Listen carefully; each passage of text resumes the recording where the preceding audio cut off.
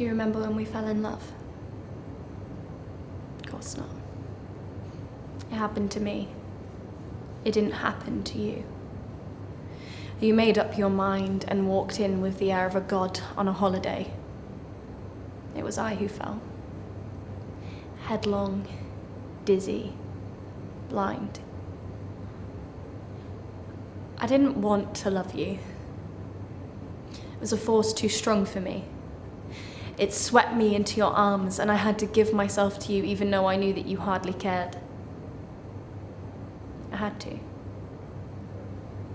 For my heart was no longer in my own chest. It was in your hands to do with what you liked. You could have thrown it in the dust, but it pleased you not to, so you put it in your pocket. But don't you understand what it's like to feel that another person has absolute power over you? No. If you've never felt that way. You have never been utterly dependent on another person for happiness. I was utterly dependent on you. And it humiliated me, and it angered me, and I rebelled against it, but it was no use. I was in love with you.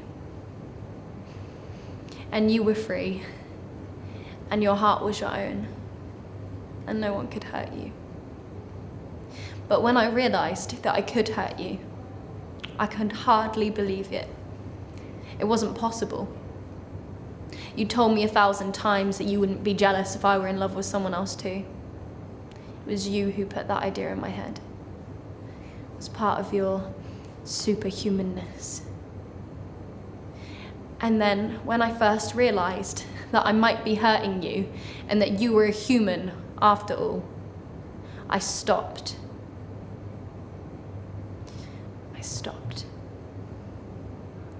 I stopped because I thought that you were a person like myself, who was suffering like myself.